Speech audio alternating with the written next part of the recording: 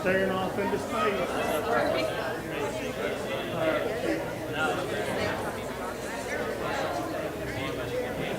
Hello, Bill. Good.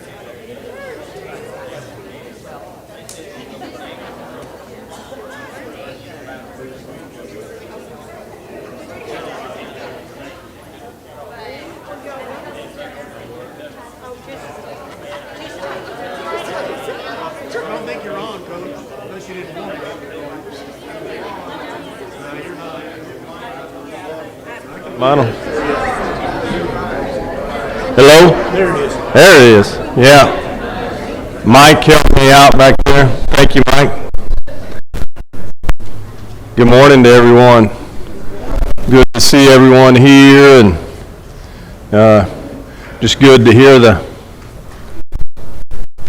chatter, for the lack of a better word. Everybody, seeing everyone and getting to visit and encourage, and just good to see everybody here this morning. We are continuing with our series this morning on the 10 Commandments, but always good to just see everybody and just ask the question, I guess, to everybody, challenge everyone. How was your past week? What opportunities did you have to be a blessing to others? And did you take advantage of those opportunities to be a blessing to others? Often I get to this point in my week and I go, oh my goodness, I don't know that I was a blessing to others. And probably had a lot of opportunities to be, and so I think that's our greatest calling, and just maybe our best opportunities throughout the week is to maybe look up and try to quit worrying about ourselves a little bit, quit thinking about ourselves, quit thinking about the worries that hit you each day and each week. And ask yourself, was I a blessing to others? Did I take advantage of those opportunities to be a blessing to others? And hopefully you do. And I'm not preaching to you. I'm pointing at myself going, I'm as guilty as anyone of maybe not seeing those opportunities sometimes and doing that. Anyway, here we are. We're going through the series on the 10 Commandments, and we started this several weeks ago, 4 or 5 weeks ago. I'll tell you, I don't know, this might be a 15-week series. I keep thinking sometimes that maybe I was visiting with Pat early going, I thought we might be able to make it through a couple of commandments each week. No, we're not going to do that. It's probably just, we might make it through one commandment each week. Last week when we were together, I'll remind you, we studied the third commandment, thou shalt not take the Lord's name in vain. And maybe I presented that in a way that was a little bit different than what you've heard before. I really do believe that God is talking to us about how we represent Him, how we carry His name, okay? And it's something we ought to take very seriously, and it should be extremely important to us. And today, to carry the name Christian as a patronymic name, that we're a child of God, we're children of Christ. And so, but this week we're moving on to the fourth commandment, which is, remember the Sabbath day to keep it holy. Sorry, that's a little bit blurry right there as I see it. Remember the Sabbath day, keep it holy. And maybe as you walk through the Ten Commandments, and if you were to just list them out by memory, or, what commandments can you remember, and which, we asked this question very early on. We asked this question very early on. Do the Ten Commandments still apply to us today? And when you're thinking about that question and you're asked that question, I guess you would say, maybe this is the commandment that pops into my mind first to go, well, I'm not so sure that commandment applies to us today. All right?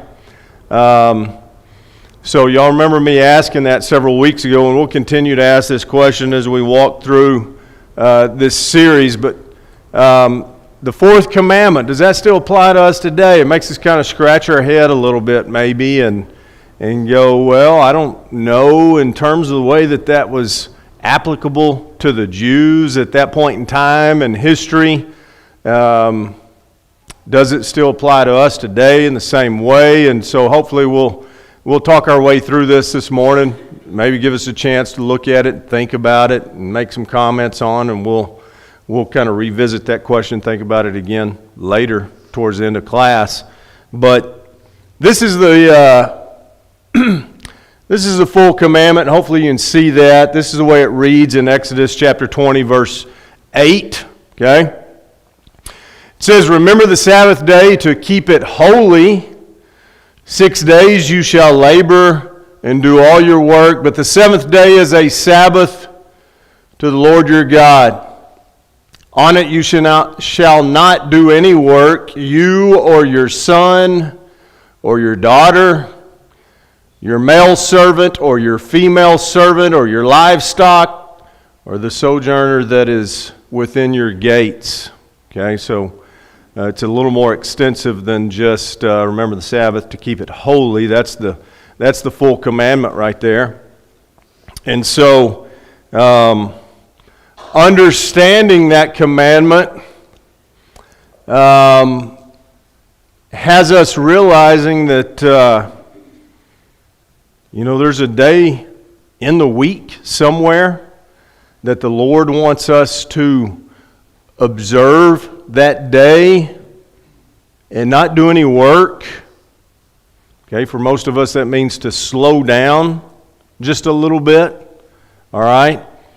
And so it'd probably be a series within itself, a study of maybe the differences that the Jews, what their interpretation of what day of the week this was compared to maybe what we see as this day of the week, what we observe as Christians today in 2022, or for the last 100, 200, 300 years as Christians, beyond that, all right? And Zach's asking that question, wasn't the Sabbath on Saturday? And those are, we could debate, we could, there have been papers written, thesis written, there's been all kinds of research done and discussions had and arguments had on what day of the week that was. And I don't want us to focus so much on that, okay? And I'll put this next slide in here. The practice of Christians today is to observe Sunday, which we kind of recognize and we all call the Lord's Day, right? Rather than the Jewish seventh-day Sabbath as a day of rest and worship. So where we are today and how we view that and what we call the Lord's Day, I would say, is what we really kind of recognize as a Sabbath day, in a sense. Okay?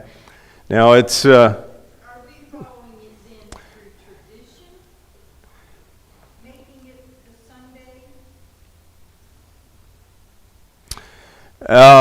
I would think in Christianity, maybe we are following through a tradition, through the Christian history. You know, at some point in there, the Jewish history handed off to the Christian history. And again, I think we could have an entire series, maybe a couple of series that might last months to discuss that time period. Really Jesus being on earth and what Jesus becoming our Savior and that whole interesting time period of I'm glad I didn't live during that time period as a Jew because of how tough that would have been to say, okay, we're gonna call a timeout here. That's a coaching term, right? I liken a lot of stuff to a coach. We're gonna call a timeout here. We're gonna hit the reset button. There's a new way we're gonna live by. Okay. And I think it's real important for us to think about when we go back. And I showed you that question a while ago. Do the Ten Commandments still apply to us today? And you'll remember right after that, I said that's a very different question than are we saved by following the Ten Commandments today? That's a very different question, in my opinion. Okay? And the answer to that is no, we're not. We're saved by the blood of Christ today. Okay? That His blood covers us day to day, hour to hour, week to week, makes us white as snow. And we're all grateful for that. I think we all understand that. I think we all acknowledge that. So when I asked that question a while ago, that's certainly not what I mean. Okay, do they still apply to us today? I think there are things that we can study that are still applicable to us today. But when we think about this, when we think about the Lord's Day today as a Christian and how we still observe that commandment in a sense, okay? For us, it's Sunday, right, that we observe and we slow down and we do not so much, maybe, work on a Sunday, okay? Why is that so important?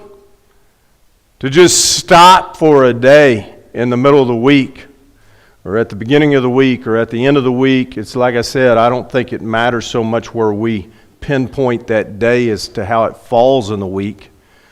But why is that so important? To stop and not work. Esther, I'm going to you over there. God thought that everybody needed a day of rest. Mm-hmm.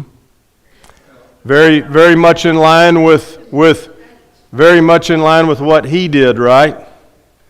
This commandment, and we'll talk more about it here in a minute, but it acknowledges exactly what God did in creating the world in 6 days and in a day of rest. But God thought it very important, as Esther said, for us to take a day of rest, to slow down, to stop. I don't know how good we are at that anymore. Ernie, go ahead. Well, and in that vein, why did He do that? Why did He do that? Everything you said, but also it says in Genesis that He reflected on all that He had done. So that day of rest is Right. that time to look back on how we have, followed Christ and done the Mm-hmm. right thing. Ernie's referring, if you can't hear him, he's referring to God after He had created the earth that we live in, that He stopped and reflected on all that He had done. Okay, and so for us to have a day to reflect, to slow down and look at and think about All right? For us, it's worship. We'll talk more about worship here in a minute. But I think progressively over time, especially in the last 100 years, I would say, boy, it sure seems like we have figured out ways to fill even the day that we should slow down and stop and not do. We've kind of filled, the world today is so busy. I mean, so many of our inventions were meant to help us out. This is going to speed you. This is going to slow you down. This is going to help you out. I'll just take like email, for instance. Okay, it's supposed to help everyone out, make you not have to work as hard. Okay, but all email has really done, if you think about it, is just sped our world up, made us busier. We can respond to, we're expected to respond to. We need to get on that email and respond to it as fast as we can and get back with that person. Something that maybe used to take a week and a half. Put a letter in the mail, send it to someone. They'll get it eventually. They'll get back to you eventually. Even things that were meant to help us slow down today, it's just sped us up more and more. And we got to do more and we got to do faster. And if I'm not in on that, I'm falling behind. And if I don't do this with my children, if I don't do this with my grandchildren, if I'm not doing this with my family, then I'm falling behind. I'm not running the rat race fast enough. And so what do people look for in America? They look for open time. Where's some open time where we can fill in more things? I got to get more stuff in. And a natural place for everyone is, hey, Sundays in America, this is open. Nobody's doing anything on Sundays, at least when you look back in the 50s and 60s and 70s, And so now we're filling more and more, and we're putting more stuff in the gaps. And I say all that to go back to, what do we do if we slow down and we stop and we rest and we don't have anything planned? What do we usually do? Well, I'm pointing the wrong direction. Usually that time is spent with family and friends, right? If you just go, you know what, we're not going to have anything planned today. We're going to slow down. We're going to acknowledge God, our Creator. And usually families do this. They eat a lunch or a dinner together, and they spend time at home together, and they don't have anything. Ask anyone who's married to a workaholic, okay? And that's changed in my house at times. Carrie used to be married to a head football coach, and I'm not a head football coach anymore, but I used to work a whole lot on Saturdays and Sundays. And I'm glad, there's parts of it I miss, but I'm glad a lot of the time that I don't game plan on Saturdays and Sundays anymore, okay? But ask anybody who's married to a workaholic, would you like for them for a day out of the week just to not work, just to spend some time with you, your family? I could answer that for you, what the answer is going to be, okay? But that's what you typically do, friends, family. I'm probably barely old enough to remember, what were they, old blue laws? Is that what they were called? Old blue laws that required, I think, businesses to shut down. We don't see that very often anymore. We still see places like this, Chick-fil-A. They're not open on Sundays, right? Although every now and then we plan after church, we go, let's go get us some nuggets and a sandwich. No, we can't do that today. Chick-fil-A's closed. I think of Hobby Lobby, as another business maybe that closes down to basically say, we're not going to be open today. We're not going to work because we're slowing down. We're not going to do anything today to occupy your time, your mind, your thought. We want you to go worship. We want you to go be with your family. Okay?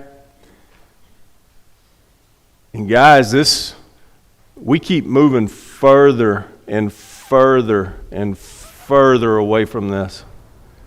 There are a lot of things that go on Sundays now. I'm an athletic director. I see bukus, hundreds upon thousands of families that think they need to go play ball on Sundays now. I'm sorry if I'm stepping on toes. I told you I might offend some more people this morning. That's okay. That's what I do, and as an athletic director. It's so interesting to me.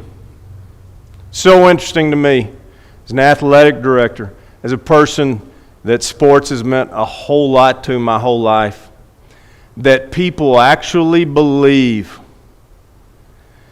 that God is going to bless them more by taking their children and going and playing more sports on a Sunday than He might bless them if they're going to slow down and take time to worship Him.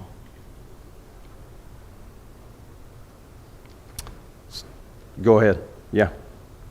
Showing my age a little bit, but my children were raised at a time when there was no sports and things on Wednesday night. They Yeah. the fact that Mm-hmm. people took their children and went to church on Wednesday night. Yeah, she's speaking of Wednesday night even, okay? And we could discuss, debate all that as well as how many days and nights of the week. I was the same way. I grew up in a family that even on a Wednesday night, we had some makeup, rained out baseball games on some Wednesday nights where Mom and Dad told me, you're going to wear your baseball uniform to church. And I, what? Come on, that's going to look goofy wearing my baseball uniform to church on Wednesday night. Well, that's what you're going to do because we're going to church first, and then once it's over, we'll take you to your makeup game. But I think so much of this, of course, boils down to just acknowledging God Almighty, our Creator, taking time to worship and acknowledge Him. Judy? Okay. I think whether we like it or not, COVID shut the whole world down. She's speaking to COVID, It happened, but I saw more people with family that were home together and learned to know each other. I Yeah. think great things about that. Yeah, I agree. Just that whole COVID time, and people really didn't have a big option during that time. I think more people did slow down at least once a week and maybe watch something online. We kind of did as a family, worship, watching online, and Grant and Maddie sitting there with us afterwards. We had good discussion, talked, and COVID kind of forced our hand on some of that. Jeremy, go ahead. I think a lot of it is that we don't trust that we're going to get enough done Monday through Saturday.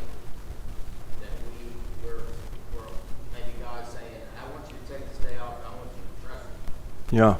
That all the rest of the week's you're going to get your stuff done, but today I want you to trust me. I agree. Yeah, absolutely. That is so important for us just to trust. You know, it's hard for us to trust sometimes. Our world says more is better. More is better. The more I can cram into this week is better.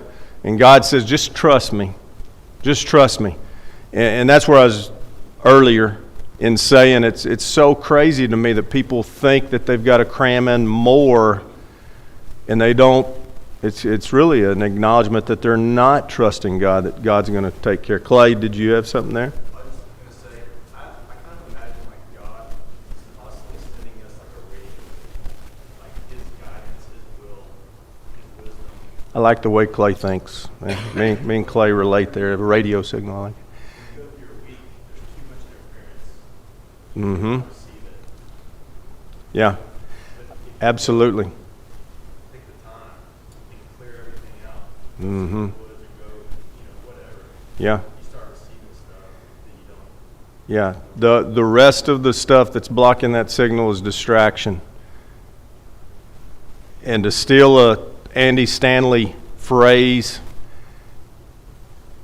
what I am distracted from is usually never as important as what I'm distracted by is never as important as what I'm distracted from. Is what I was trying to say. You had something. So, my thought is from your comments earlier, gentleman over there, God created existence in 6 days, and on the seventh day He rest. And also being a coach, you know that resting is part of the athletic process. Yeah. And so everybody needs that day of just resting. And then also, of course, I didn't think about it, but reflection is also a good idea during the time. And I think that's the point of this. Even the big man himself took a day off. If the big man takes a day off, obviously we should take his example to do the same thing. And I think he kind of told you like you're going to do it, but we as Christians get the opportunity to say if we're going to follow in his footsteps, just and follow the example and do it voluntarily. I agree. I agree. You said it was a matter of trust. Mm-hmm. There's a verse that says, even the smallest birds, God takes care of. Right. Mm-hmm. So it is a matter of acknowledging God and His commandments for us. He said, take a day off, Mm-hmm. honor me, worship me. This is my day for you to reflect on my Mhm. power. Now, there are those that have to work on Sunday. Right. Are accepted days. Right. That does not mean that when we are working on that day that we are not still taking what time we can between things to reflect and to honor that day and God as much as what we can. Sure. Yeah. Sarah, go ahead. I'm putting this question up behind me as Sarah goes. Go ahead. For me, when I think about how this commandments apply to us today, I really believe that the Lord was revealing Himself, like revealing to us, if we live this way, our life is going to be the best it can be. Mhm. If you look at all of the commandments, if you're following those and you're staying in track with all of those, Mhm. life is usually very full.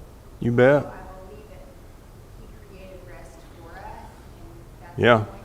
I also don't think it matters what day that you choose to be your Sabbath day. I know some people who, her husband is a preacher, and so he works a lot on Sundays. Yeah. They take one day in the middle of the week, she works from home, they take one day in the middle of the week, and it's their Sabbath, and neither one of them work that day, and Okay. so I think that Just taking a day somewhere in the week to slow down and worship, and you're right. As we've talked about earlier, as we started this series, to me, the 10 Commandments are a little bit of a God saying, this is the most blessed life I can give you, is if you will follow these things. And we've talked about how God's blessings and God's love and all that sort of thing. Should I be in the habit of going to church, worshiping regularly?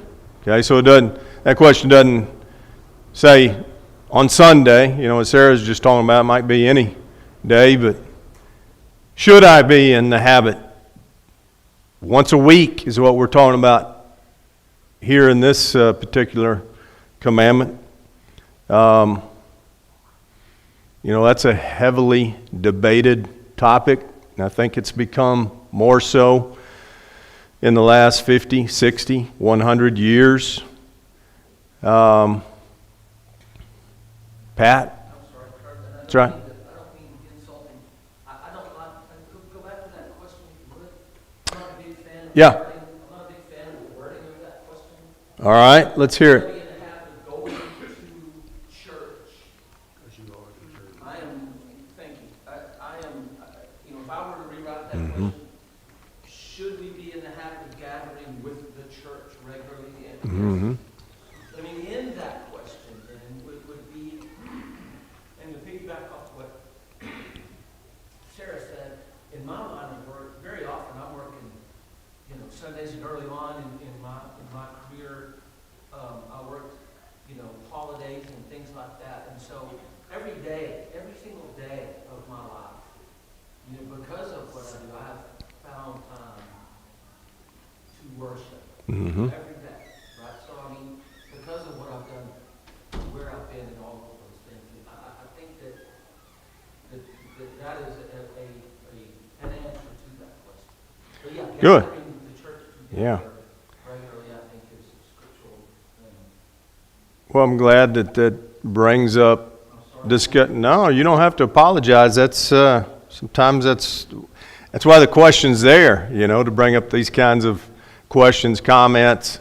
That's why I put worshiping. I think most of us think of worshiping as you go to church to worship. It's a complete question, I believe, to make us scratch our head and go, how do I interpret that question? What do I think of that question? Go ahead, Jane. I'm a child of the 50s. Mm-hmm. And society was pretty rigid. Yeah. Black and white. And we checked off boxes. Mm-hmm. That's my favorite term. We checked off boxes of what we should and should not do. Mm-hmm. And so one of those boxes was to go to church on Wednesday night. You bet. And one of the weaknesses, I believe, of that kind of thinking is that we think we checked off the boxes, so we're okay. Mm-hmm. And I believe that we missed something. I Mm-hmm. missed something, thinking that you had to do that. And I refer to that check off the boxes a lot Mm-hmm. because that was society. That was the way we worked. That's the way life was. You bet. You didn't wear white after Labor Day. Yeah, that's right. You didn't wear it before Easter. Mm-hmm. And I thought that was scriptural. Yeah. So, again, I'm going to refer back to my favorite stories, favorite terms in the Bible is the Sermon on the Mount and the woman at the well, because it's a focus on our heart and our commitment. And only the Lord God himself knows that. Mm-hmm. And we know what our commitment is too. And so every decision that we make to check off the box or not has to come from within. And Yeah. that's kind of the difference between the Ten Commandments and Mm-hmm. Sermon on the Mount, is that our way of thinking is no longer to check off the boxes, but to Yeah, worship and the Spirit. I agree with everything you're saying there. The word habit in there Mm-hmm. kind of bothers me a little bit. Yeah, Are we doing it out of habit, or are we doing it out of intent? you bet. Yeah. That's the, do we intentionally go to worship on Sunday? Mm-hmm. Do we, I guess the question is how often should I worship? How often should I slow down and stop everything else in my life? Just pause hit the pause button, so to speak, and worship and acknowledge the Lord God Almighty. And does worship stop, is what Terry's asking, and I guess we could say it doesn't, but I think if we're being realistic, most of us would go, yeah, it probably stopped at several days in the week in my life, this past week. And do we get so busy that if we allow ourselves to be so busy that maybe 2, 3, 4 weeks go by without us stopping, slowing down? That's where what you said earlier, I think is still the important phrase in the scripture, is reflect. Reflect. If we haven't Mm-hmm. reflected, we don't realize we didn't stop. If we haven't reflected, we don't realize that we didn't take the extra step what we should have. Or have I been the example I should be? Mm-hmm. And likewise, y'all on the opposite side, yes, I did do some good things, but can I do more? I think that reflection is a real key point, because Coach, you know yourself, on Saturday mornings after the Friday night game, what did you do? You Yeah. reflected on the films and looked at the mistakes you made. You and bet. went over those with your players so that the next game you didn't make the same mistake. Yeah. Go ahead. Well, I just wanted to bring up the scripture that says to pray without ceasing. Pray without ceasing. Yeah. Continually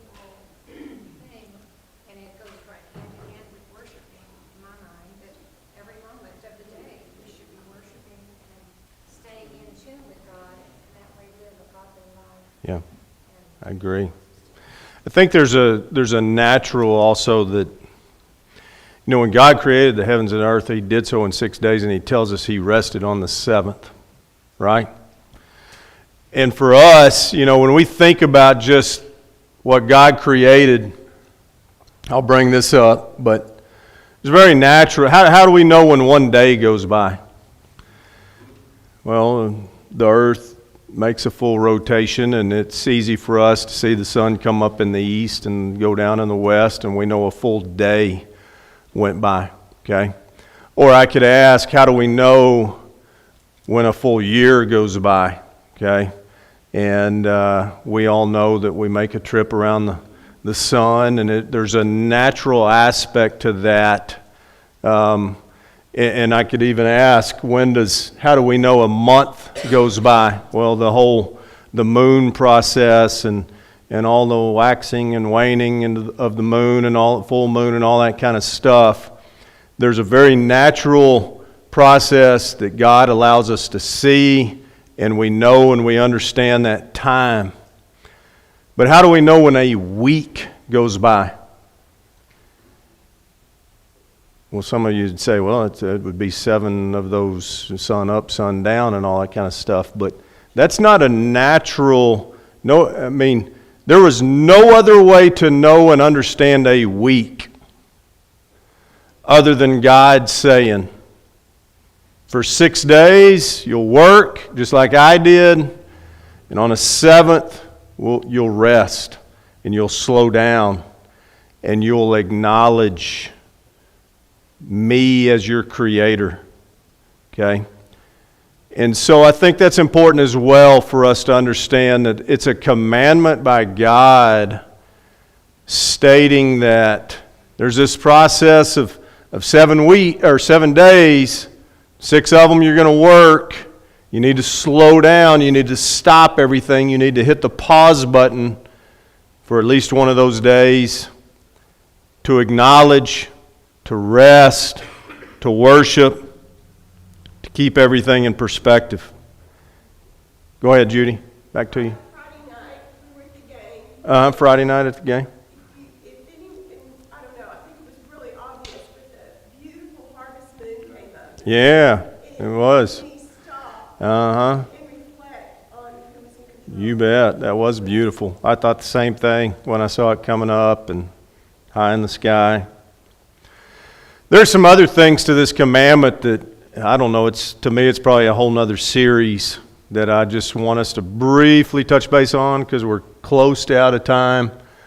Remember that we looked at this earlier. The second half of this commandment, on it you should not do any work, you, your son, your daughter, your male servant, your female servant. It goes on list animals there. In my opinion, it's worth mentioning. I think it's probably the first law, maybe ever, of any nation. First commandment, the first document that acknowledges that servants, or you might say slaves, have rights. They're humans. They need to be treated right.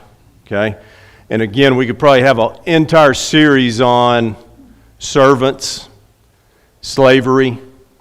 Okay, I would argue till I'm blue in the face that that does not mean that God's okay with slavery. Okay, we'll study more about that when we talk about thou shalt not steal. Okay, but I think he's talking about servants that actually are working under a boss, a person that is in charge, and how you should treat how bosses.